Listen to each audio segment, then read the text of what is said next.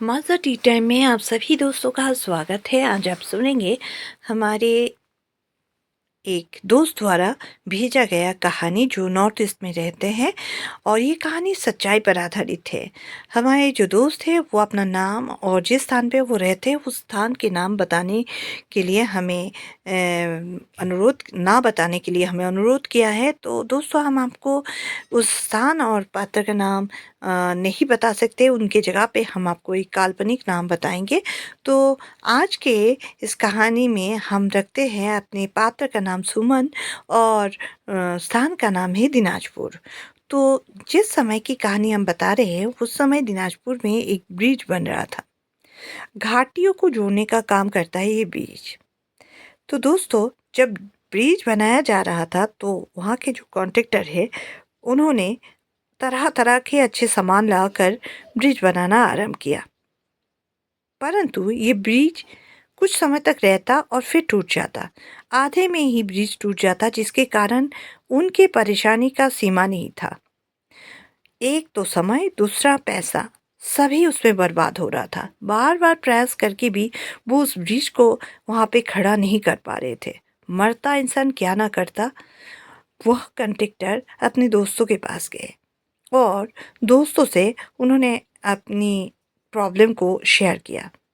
उनके एक उसी अंचलिक फ्रेंड ने उन्हें बताया कि यहाँ एक तांत्रिक रहते हैं जंगलों के बीच, क्या तुम वहाँ जा सकते हो? अगर तुम वहाँ गए तो कोई ना कोई उपाय वो ज़रूर सुझाएंगे। कॉन्ट्रैक्टर राजी हो गए और वो मित्र के साथ वो जंगल के अंदर चले गए। वहाँ जाने के बाद वो एक तांत्रिक से मिले। तांत्रिक उनकी कोई भाषा नहीं समझ रहा था और ना ही वो तांत्रिक की कोई भाषा समझ पा रहे थे। जंगल के माहौल भी बहुत ही खतरनाक था।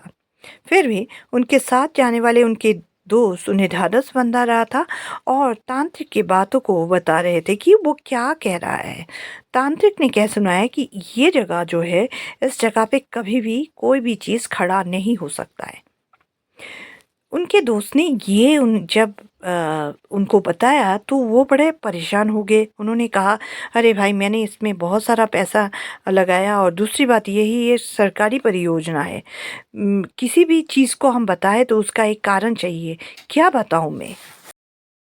हकलाए हुए कॉन्ट्रैक्टर की बात सुनकर उसके साथ जाने वाले दोस्त ने उन्हें कहा कि आप अपना ढाढ़स बंधवाएं, क्योंकि ये तांत्रिक कह रहा है कि किसी ज़माने में यहाँ पर लोग किसी अपदेवता की पूजा करते थे। अब बड़े आश्चर्य से कॉन्ट्रैक्टर उसके मुंह की तरफ देखते हुए पूछने लगा, ये अपदेवता भला कौन है और पूजा से और इस जगह से और इस ब्रिज से क्या मतलब है? तभी उसने कहा कि एक ज़माने पे यहाँ पे जनजाति लोग बलि देकर पूजा करते थे और इससे वो अपना स्वार्थ को सिद्ध करते थे। लेकिन ये पूजा कोई ऐसे वैसे पूजा नहीं था, ये तांत्रिक पद्धति में पूजा किया जाता था। अब बहरहाल आजकल यहाँ पे वो पूजा नहीं होती, लेकिन स्थान अभी तक उन अब देवता का है और वो किसी भी हालत पर इस जगह को नहीं छोड़ेंगे। जब आप अपने ब्रिज बनाते हैं तो उनके जगह पर आप अपना आधिपत्य स्थापन करते हैं, तभी ये ब्रिज जो है बार बार टूट जाता है। अब रोती सूरत बनाकर कॉन्ट्रैक्टर ने पूछा कि इसका तोड़ क्या है, ये बताइए। तब उस साथ जाने वाले आदमी ने तांत्रिक से इसका उपाय पूछा तो तांत्रिक ने अपनी भाषा में कुछ बताया। अब वो इंसान ने कहा कि सर, ये आप नहीं कर पाएंगे, जो तांत्रिक पद्धति बता रहे हैं वो करना थोड़ा आपके लिए संभव नहीं होगा। दोस्तों, इंसान के पास जब कोई दूसरा चारा ना रहे तो वो किसी भी हद तक जा सकता है। ये उस कंडक्टर के साथ भी हुआ। उसने कहा, बताओ सही क्या करना है, मैं जितना हो सके जो भी हो सके मैं कर लूँगा। तो वो उस आदमी ने कहा, सर ये पैसे से नहीं हो सकता है, ना ही आप किसी सामान दे के कर सकते। तांत्रिक बाबा कह रहे हैं कि इस ब्रिज को बनाने के लिए खून की ज़रूरत है। आश्चर्य की सीमा उनको और नहीं रहा। उन्होंने घबराया और घबराते हुए कहा कि खून? किसके खून? कैसे खून? तब उस इंसान ने कहा कि उस अब देवता को संतुष्ट करने के लिए यहाँ 9-9 शिशुओं की बलिदान करना होगा। इतना कहना था कि उस कॉन्ट्रैक्टर की मुंह उतर गया और उसने कहा कि मुझे आगे कुछ नहीं जानना है, मुझे घर जाना है।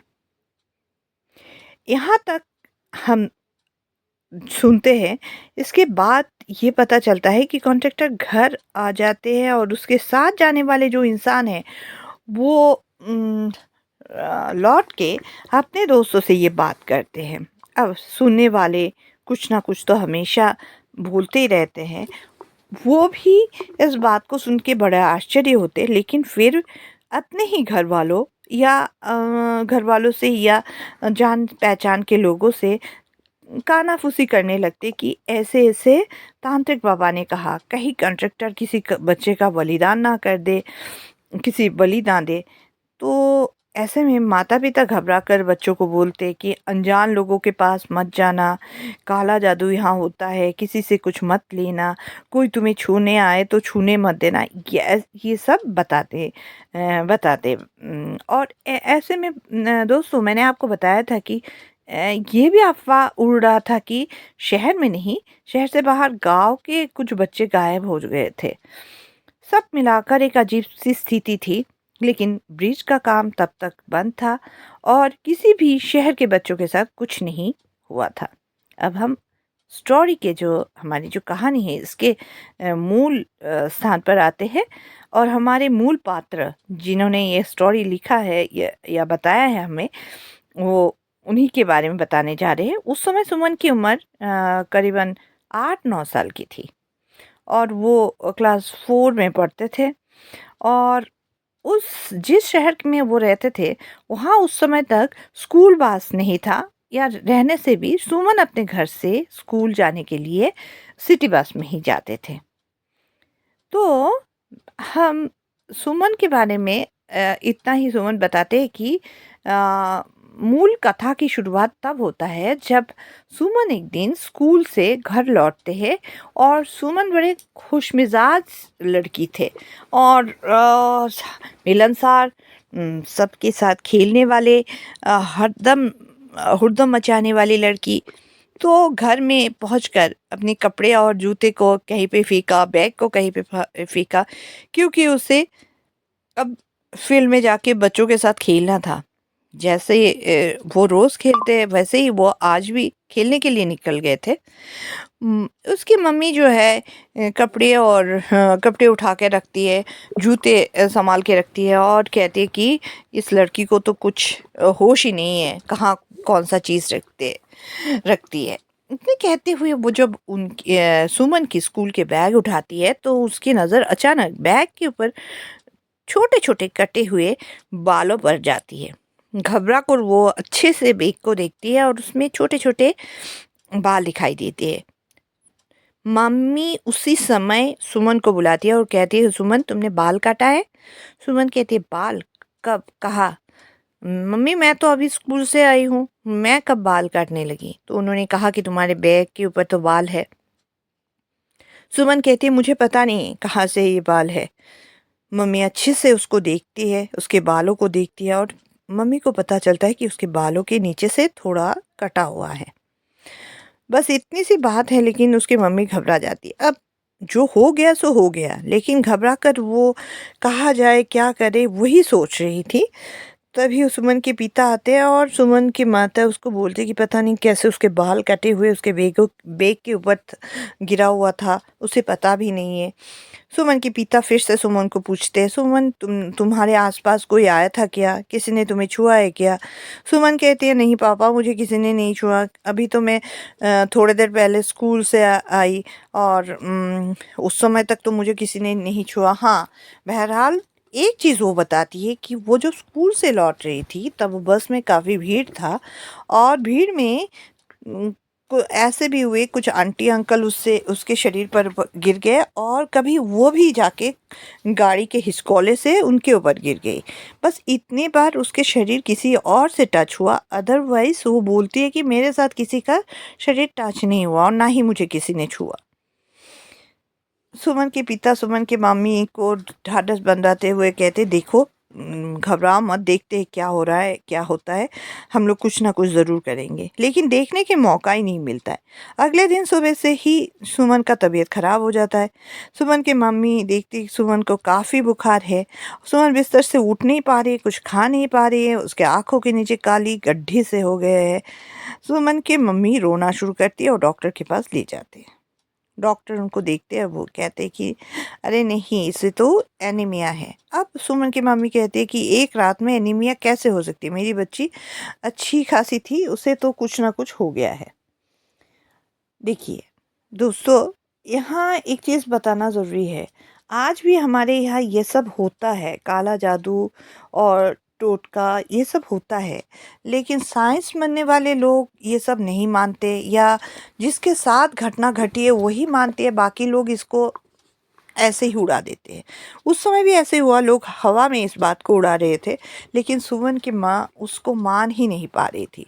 2-3 दिन में ही सुमन की तबीयत इतनी बिगड़ी कि उन्हें पता नहीं चला कि क्या किया जाए। तभी सुमन के पड़ोस में रहने वाली एक उसके पड़ोसी ने सुमन की माँ को बताया कि क्यों ना आप मंदिर में चले जाएं और पुजारी जी से इसका कारण पूछें। सुमन की मम्मी उसी समय पुजारी जी के पास गए और सारी घटना उन्होंने कह सुनाई। पंडित जी ने सब सुना और कहा कि मैं अपनी बेटी को देखना चाहूँगा। वो जाके उनकी बेटी को देखे और इसके बाद उन्होंने तुरंत कहा कि देखिए बहन जी, आपकी बेटी के साथ कुछ बहुत बुरा हुआ है और मैं इसके लिए कुछ भी नहीं कर सकता हूँ। मुझे लगता है आपको किसी तांत्रिक को दिखाना ज़रूरी है। अब सुमन की माँ के सिर पर जैसे आसमान टूट पड़ा। तांत्रिक वो कहाँ मिले, कैसे मिले? लेकिन ढूंढने से तो भगवान भी मिल जाता है। 2-3 दिन में सुमन की तबीयत इतना ख़राब हुआ कि उसकी माता जी जो है, मम्मी जो है, वो पागलों की तरह तांत्रिक ढूंढने लगी और पता चला कि एक तांत्रिक है जो जंगल में रहते हैं और बहुत ही बहुत ही बहुत कुछ जानते हैं, ऐसे तांत्रिक है। तो उन्होंने अपने आसपास के लोगों को रिक्वेस्ट किया और एक जनजाति जो युवक को साथ लेकर, उसके पिता को साथ में लेकर वो तांत्रिक के पास गए। जब वो जंगल में पहुंचे तो उस जंगल के माहौल को देख के सुमन की मम्मी डर गई। क्यों? क्योंकि वहाँ पे बहुत सारे हवन हो रहा था। ऐसे ऐसे कपड़े पहने हुए लोग थे जिनको देख के वो डर गई और उनका हाथ में जैसे हड्डियों का कुछ था। ये सब देख के उसे बहुत डर लग रहा था। फिर भी बच्चे के लिए वो कुछ भी कर सकती थी। कहते हैं ना दोस्तों, माँ जो है ना बच्चे के लिए अपना जान भी दे सकती है। जैसे वो पहुंची तो उस जनजाति युवक ने उस तांत्रिक बाबा को कुछ बताया। तांत्रिक उन चीज़ों को सुनने के बाद बहुत गुस्से में आ गया। चिल्ला के उसने कहा कि तुम लोग यहाँ से दूर हो जाओ, नहीं तो तुम भी खत्म हो जाओगे, तुम्हारी बेटी तो गई, तुम भी जाओगे। क्योंकि ये बात जब सुमन की मम्मी को उस जनजाति युवक ने बोला, तब सुमन की माँ रोने लगी। लेकिन तांत्रिक को दया नहीं आया, उसने गाली देना शुरू किया और कहा कि अभी इसी वक्त तुम लोग जंगल से निकल जाओ। माँ लेकिन आखिर माँ ही होती है दोस्तों। उसको ये सब सुनाई नहीं दे रहा था कि तांत्रिक क्या बोल रहे हैं। सुमन के पिता सुमन की मम्मी को खींच रहे थे, चलो चलो यहाँ से चलते हैं, बड़ा भयानक जगह है, देखो सारे लोग हमारे तरफ आ रहे हैं। लेकिन सुमन की माँ जो है उल्टे तांत्रिक की ओर बढ़ने लगी। एक समय ऐसे आया कि जो लोग उन्हें भगाने के लिए उनके चेहरा और भाव-भंगी करके उनके तरफ बढ़ रहे थे, वो भी रुक गए सुमन की मम्मी को देखकर। रोते हुए, बिलखते हुए उस औरत ने तांत्रिक के पाँव पकड़ लिया और वो पाँव नहीं छोड़ रही थी। तांत्रिक कौन से भाषा में बोल रहे, क्या बोल रहे, उसे समझ में नहीं आ रहा। बस वो चिल्ला के बोल रही है, जाना है, लेना है तो मेरे जान ले लो, लेकिन मेरी सुमन को बचा दो। मेरी इकलौती बेटी है, मेरी बेटी को बचा लो। आखिरकार तांत्रिक कुछ देर के लिए चुप हो गया और फिर थोड़े देर वो चुप रहने के बाद उस जनजाति युवक को बुला के उसने बताया कि उसे बोलो कि शांत हो जाए, मैं कुछ करता हूँ। तब जाके सुमन की माँ वहाँ बैठ गई। थोड़े देर हवन करने के बाद उस तांत्रिक बाबा ने उन्हें बताया कि तुम्हारे बेटी को बचाने के लिए तुम्हें बहुत कुछ बलिदान करना होगा। अब क्या बलिदान करना होगा ये सुनने के लिए वो सब उत्सुक थे। लेकिन सुमन के पिताजी ने कहा कि मैं किसी इंसान का बलिदान नहीं दे सकता हूँ, अगर आपको मेरा जान लेना है तो ले लीजिए। युवक ने जब ये बात तांत्रिक को बताया तब तांत्रिक बड़े आश्चर्य होकर सुमन के पिता की ओर देखने लगा और फिर उसने जो बताया दोस्तों, ये सुनकर उसके माता पिता को आश्चर्य का सीमा ना रहा। उसने बताया कि तुम दोनों इंसान के मन में दूसरों के प्रति इतने प्यार की भावना है कि तुम दूसरों को बचाने के लिए तुम अपना जान देना चाहते हो, इसलिए तुम्हारे बुरा कभी हो ही नहीं सकता है। और तुम्हारे बेटी के साथ जिसने बुरा किया है उसका भी कभी अच्छा नहीं होगा, क्योंकि उसने किसी कार्य को संपन्न करने के लिए तुम्हारे बेटी के ऊपर कुछ जादू टोना टोटका किया, जिसके तहत उसने उस बच्ची के बाल को लेकर ऐसे पूजन किया है जिससे इसके शरीर से खून किसी देवता या अवदेवता को चढ़ाया जा रहा है। हालांकि वहाँ पे वो बच्ची की खून नहीं जा रहा है, लेकिन ऐसे उसको डोनेट कर दिया गया है, उसके शरीर से कुछ ऐसा चीज़ दिया गया है जिसके कारण वो उस अवदेवता को मिल रहा है। लेकिन आप चिंता मत करो, अब आपकी बच्ची ठीक हो जाएगी। कल शाम आप उसको लेके आइए। और साथ में जिंदा उन्होंने बहुत सारे जैसे मुर्गी, भेड़, बकरी ऐसे बहुत सारे चीज़ों का लिस्ट दिया और कहा कि हमें खेद है कि आप किसी का बलिदान नहीं करना चाहते, लेकिन जिसने आपकी बेटी के शरीर को ना छोड़ने का प्रतिज्ञा की, उसको ये सारी चीज़ देने के पश्चात ही आपकी बेटी को छुटकारा मिल सकता है। अब अपने इकलौती बेटी के लिए माता पिता ने वो स्वीकार किया और अगले ही दिन इन सारे चीज़ों को लेकर वो अपने बेटी के साथ वहाँ आ गए। उस बेटी को जब वो लेके आए तो एक खटिया पर सुलाकर वो लेके आए, क्योंकि वो हिलने डुलने की हालत में नहीं थी। उसके शरीर में सिर्फ हड्डियाँ आई थी। वो बोल नहीं पा रही थी, उसे दिखाई नहीं दे रहा था, उसका आंखें बंद थी। तांत्रिक ने कहा, जब तक मैं पूजन करूं तब तक आपकी बेटी यहाँ पे रहेगी, आप दोनों दूर रहिए और तब तक अपने शरीर में ये कुछ उन्होंने दिया धारण कर लीजिए। वो वहाँ बैठे रहे। उन्होंने देखा कभी धुआं उठ रहा है, कभी कुछ हो रहा है। और इसके बाद एक समय आया जब उन्होंने देखा एक एक करके इन जानवरों को बलि बलि चढ़ाया जा रहा है। सुमन के माता पिता से ये देखा नहीं जा रहा था, लेकिन आंखें बंद करके वो बैठे रहे और उनके आंखों से आंसू गिरने लगे, क्योंकि कुछ उनके पास उपाय नहीं था। अपने बेटी को बचाने के लिए कुछ भी वो कर सकते थे, यहाँ तक अपनी जान भी दे सकते थे। तो दोस्तों ऐसे कुछ समय तक ये सब चला। इसके बाद एक समय ये सब शांत हो गया और सुमन के माथे पर उन्होंने कुछ लगाया और वो तांत्रिक अपने यज्ञ में बैठे रहे। सुबह की पहली किरण आई और जिसके साथ सुमन भी जगी और बड़े आश्चर्य के साथ वो चारों ओर देखने लगी। जब उसने अपने माता पिता को देखा तो उसने बोला कि मैं तो अपने घर में सोई हुई थी, मैं यहाँ कहाँ आ गई, कौन मुझे लेकर आए? मुझे घर जाना है और मुझे स्कूल भी जाना है, आप लोग मुझे कहाँ लेके आए हो, मुझे यहाँ नहीं रहना। माता पिता को ये समझ में आ रहा था कि जो होना था वो हो चुका है। अब हमारे बेटी बिल्कुल स्वस्थ है। इन्होंने तांत्रिक को प्रणाम किया और तांत्रिक ने भी उन्हें आशीर्वाद दिया, परंतु उन्होंने ये कहा कि तुम लोग बहुत अच्छे हो और तुम लोगों के साथ कभी बुरा नहीं होगा। बच्चे को संभाल के रखना और जिन्होंने तुम्हारे साथ बुरा किया है उनकी बुराई का बदला उनको अवश्य मिलेगा और वो तुम्हें पता भी चल जाएगा कुछ दिनों में कि हुआ क्या था। बहरहाल वो घर आ गए। घर आने के बाद सुमन को कुछ दिन स्कूल नहीं भेजा गया, उसका खान पीन को देखा गया, उसे अच्छे से रखा गया, उसको डॉक्टर दिखाया गया, उससे मेडिसिन दिलाया गया। लेकिन इतने में सुमन जब तक कुछ दिनों तक बीमार थी पता नहीं चला, लेकिन उन दिनों ब्रिज का काम थोड़ा थोड़ा शुरू हो चुका था।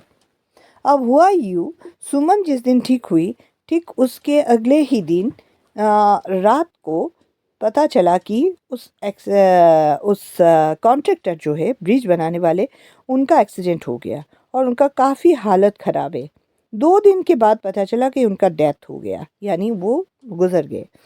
जब उनके मृत्यु हो गया तब पता चला कि जिस युवक के साथ वो उस तांत्रिक के पास गए थे, उन्होंने उस समय तो मना कर दिया था कि वो किसी भी बच्चे के साथ ऐसे कुछ, हालाँकि उन्होंने मना भी नहीं किया था, उस मामले को लेके उन्होंने कोई बातचीत नहीं किया था। लेकिन पता चला कि उन्होंने कुछ ऐसा जादू-टोना करने वाले इंसान को बुलाया था, ताकि किसी बच्चे को बुला के यहाँ पे बलि ना दिया जाए और उनका काम भी हो जाए। काला जादू में ऐसा कुछ है जिससे इंसान के शरीर का सामान लेके वहाँ पे रखा जाए तो उसी के द्वारा वो उस बच्चे को नियंत्रण कर सकते हैं, या जो भी चीज़ उसे चढ़ाना है उस चीज़ को वो चढ़ा सकते हैं। सुमन के बाल को देखे वहाँ से वो सुमन के शरीर से खून जो है वो उस अवतारता को दे रहे थे, क्योंकि उनकी चाल उल्टी पड़ गई, इसलिए इस कॉन्ट्रैक्टर का इस तरह से अचानक एक्सीडेंट से मृत्यु हो गई। ये उस युवक के द्वारा बोला गया बात है, जो उसने अपने दोस्तों से बात की और ये हवा की तरह चारों ओर फैल गए।